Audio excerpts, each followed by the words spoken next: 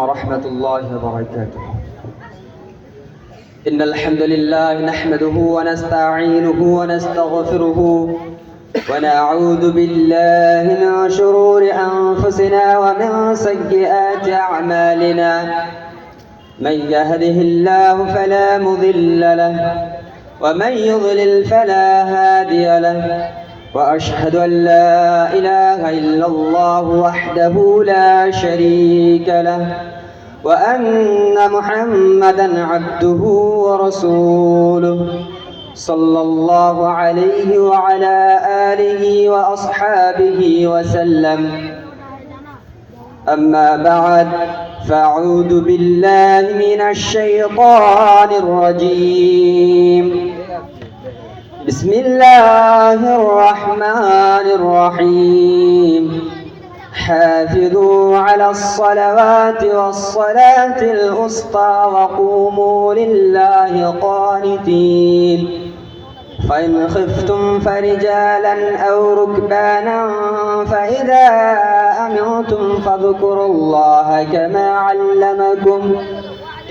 علمكم ما لم تكونوا تعلمون. القرآن. وقال الرسول صلى الله عليه وسلم: من ترك الصلاة فقد كفر. সমস্ত প্রশংসা সেই মহান আল্লাহ তাআলার জন্য, যিনি সারা বিশ্বজাহানের মালিক, যিনি এই পৃথিবীর সৃষ্টিকর্তা অধিপতি, যিনি আমাদেরকে এই মাহফিলে আসার তৌফিক দান করেছেন, তাই শুকরিয়া স্বরূপ বলি আলহামদুলিল্লাহ। সম্মানিত উপস্থিতি, আজকের এই মহতি মাহফিলে সুনামধন্য মহামান্য সম্মানীয় সভাপতি সাহেব এবং এই মঞ্চে উপবিষ্ট শ্রদ্ধেয় শিক্ষক মহাশয় ও দূর দূরান্ত থেকে আগত অতিথিবৃন্দগণ ও আমার সামনে বসে থাকা শ্রোতা মণ্ডলী, আপনাদের সামনে যে বিষয় নিয়ে আমি উপস্থিত হয়েছি তা হচ্ছে সালাত। তা হচ্ছে সালাতের গুরুত্ব ও তা পরিত্যাগকারীর পরিণাম। আমরা সকলে জানি ইসলামের মূল ভিত্তি হচ্ছে পাঁচটি, তার মধ্যে অন্যতম হচ্ছে একটি সালাত। ইবাদতের জগতে সালাতের স্থান অনেক উপরে। সালাত মানব জীবনের গুরুত্বপূর্ণ গুণাবলী অর্জনের এক অন্যতম ব্যবস্থা। শুধু তাই নয়, সালাত হলো সুন্দর একটি সমাজ ও দেশ গঠনের পিছনে সালাতের বিশাল ভূমিকা রয়েছে। সালাত, তাই আমি মন স্থির করেছি আজকে এই মাহফিলে সালাত সম্পর্কে কিছু আলোচনা করব ইনশাআল্লাহ। সম্মানিত উপস্থিতি, সালাত হলো একটি আরবি শব্দ এবং এক বচন। এর বহু বচন হচ্ছে সালাওয়াত, যার আবিধানিক অর্থ হলো দয়া, অনুগ্রহ, ক্ষমা, রহমত, বরকত ইত্যাদি। পারিভাষিক অর্থ হলো নির্ধারিত সময়ে রাসূল সাল্লাল্লাহু আলাইহি ওয়াসাল্লামের পদ্ধতি অনুযায়ী প্রত্যহ 5 বার করে, দিনে 5 বার করে পালনীয় একটি ফরজ ইবাদত বা বাধ্যতামূলককে সালাত বলা হয়, যা তাকবীরে তাহরিমা দিয়ে শুরু হয় এবং সালাম দিয়ে শেষ হয়। সম্মানিত সুধী, প্রত্যেক বালেগ ও জ্ঞান সম্পন্ন এমন প্রত্যেক মুসলিম নর ও নারীর উপর এই সালাতকে ফরজ করা হয়েছে। তাই প্রত্যেক মুসলিম নর ও নারীকে এই সালাতমুখী হতে হবে, কেননা এই সালাতের নির্দেশ মহান আল্লাহ তাআলা স্বয়ং নিজেই দিয়েছেন। একবার নয়, 2 বার নয়, প্রায় 80 বারের উপরে এই সালাতের নির্দেশ দিয়েছেন। মহান আল্লাহ তাআলা আমাদেরকে সৃষ্টি করেছেন, তার একটি উদ্দেশ্য রয়েছে। তার উদ্দেশ্য কি? আমরা যেন তার ইবাদত করি, একনিষ্ঠভাবে তার ইবাদত করি। তাই মহান আল্লাহ তাআলা সূরা জারিয়াতের 56 নম্বর আয়াতের মধ্যে বলছেন, ওয়ামা খালাকতুল জিন্না ওয়াল ইনসা ইল্লা লিয়াবুদুন। আমি মানব এবং জিন জাতিকে সৃষ্টি করেছি কেবলমাত্র তারা যেন আমার ইবাদত করে। তার ইবাদত কিভাবে করব? তার ইবাদত আমাদেরকে সালাতের মাধ্যমে করতে হবে। তার ইবাদতের অনেক পথ আছে, তার মধ্যে একটি হচ্ছে সালাত। সালাতের মধ্যে মহান আল্লাহ তাআলার ইবাদত করা যায়, আল্লাহর নিকট ক্ষমা প্রার্থনা করা যায়। মহান আল্লাহ তাআলা বলেন, মা তারাকাস সালাতা ফাকাদ কাফার। মহান আল্লাহ তাআলা কোরআনুল কারীমের মধ্যে বলেন, ওয়া আকিমিস সালাতা লিযিকরি, তোমরা আমার জিকির বা স্মরণের জন্য সালাত প্রতিষ্ঠা করো। তাহলে আমরা এখান থেকে বুঝতে পারি মহান আল্লাহ তাআলার জিকির করার জন্য, মহান আল্লাহ তাআলার কাছে, মহান আল্লাহ তাআলার সাহায্যের জন্য আমাদেরকে সালাত আদায় করতে হবে।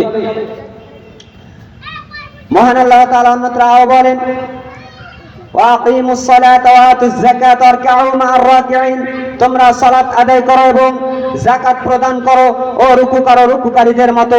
আমাদেরকে সালাত আদায় করতে হবে, তার সাথে সাথে যাকাত প্রদান করতে হবে এবং রুকু করতে হবে।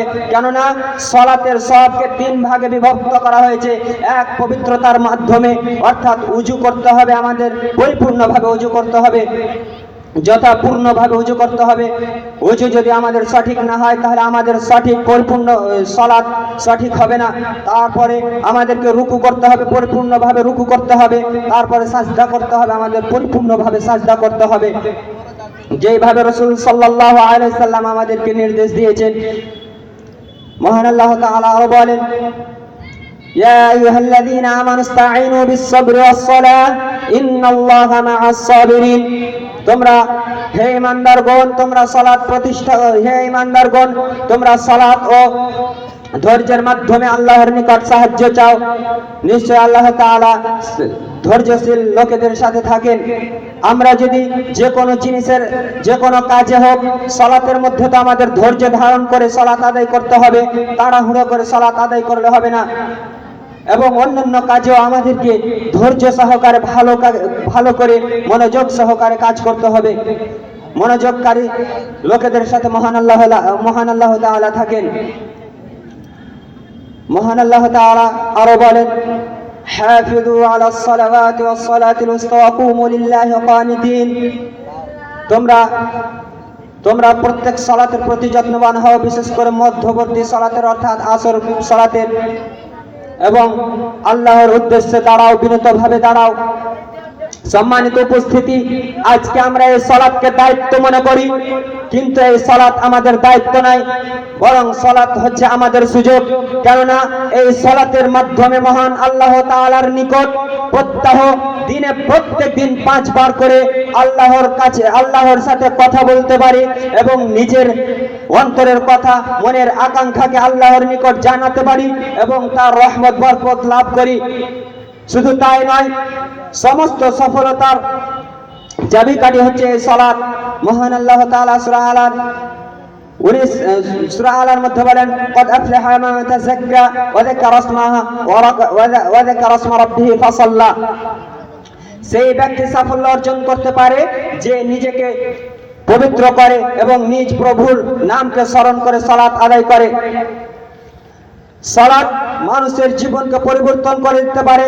সালাত মানুষকে পরিপূর্ণ মানুষ করতে পারে। সালাতই পারে একমাত্র মানুষকে পরিচালিত করতে। সালাত মানুষকে মানুষের শিকার পর্যন্ত পৌঁছে দিতে পারে। মহান আল্লাহ তাআলা সূরা মারিজের 19 থেকে 22 নম্বর আয়াতের মধ্যে বলেন, ইন্নাল ইনসানা খুলিকা হালুআ ইযা মাসসাহুশ শাররু জাযুআ ওয়া ইযা মাসসাহুল খায়রু মানুআ ইল্লাল মুসাল্লিন আল্লাযীনা হুম আলা সালাতিহিম দাঈমুন। নিশ্চয় মানুষ সৃষ্টিগতভাবে অস্থির চিত্ত, ধৈর্যহারা, বিপদে পড়লে সে হতাশ হয়ে যায়, অধৈর্য হয়ে যায় এবং কল্যাণকর কিছু লাভ করলে, অর্থাৎ ধন সম্পদ হয়ে গেলে, ধনী হয়ে গেলে আল্লাহর নিকট দান খয়রাত করে না, তারা যাকাত প্রদান করে না। আমরা কি জানি সালাতের মাধ্যমে আমরা কত কিছু লাভ করতে পারি? সব থেকে বড় কারণ হচ্ছে আমরা যদি নির্ধারিত সময়ে নির্ধারিতভাবে সালাত আদায় করি, তাহলে মহান আল্লাহ তাআলা বলেছেন যে ইন্নাস সালাতা তানহা আনিল ফাহশাই ওয়াল মুনকার। যে ব্যক্তি নিশ্চয় সালাত মানুষকে অশ্লীল অসৎ কাজ থেকে বিরত রাখে। তাহলে আমরা এখান থেকে বুঝতে পারি, আমরা যদি সালাত আদায় করি তাহলে আমরা অশ্লীল অসৎ যত রকমের নোংরা কাজ আছে তা থেকে আমরা বিরত থাকি। আপনি কি জানেন কালকে আমাদের ময়দানে আপনাকে সর্বপ্রথম কোন জিনিসের হিসাব নেওয়া হবে? আপনাকে সেই দিন জিজ্ঞাসা করা হবে না আপনি কোন ভার্সিটিতে চাকরি করতেন, আপনাকে সেই দিন জিজ্ঞাসা করা হবে না আপনি কোন ভার্সিটি থেকে অনার্স পাস করেছেন, আপনাকে সেই দিন জিজ্ঞাসা করবে না আপনার কটা বাড়ি আছে কটা গাড়ি আছে। এই সম্পর্কে মহান আল্লাহ তাআলা আপনাকে কোনো কিছুই জিজ্ঞাসা করবেন না। মহান আল্লাহ তাআলা সর্বপ্রথম যে জিনিসটি সম্পর্কে জিজ্ঞাসা করবেন সেটি হচ্ছে সালাত। যার সালাত গ্রহণযোগ্য হবে তার সমস্ত আমল গ্রহণযোগ্য হবে, আর যার সালাত গ্রহণযোগ্য হবে না সে বড় হতাশ, বড়ই নিরাপয়। সেই দিন আপনি হতাশ হয়ে পড়বেন, সেই দিন আপনার কোনো পথ থাকবে না। এখান থেকে আমার বক্তব্য দিতে করছি। আখির দাওয়ানা আলহামদুলিল্লাহি রাব্বিল আলামিন।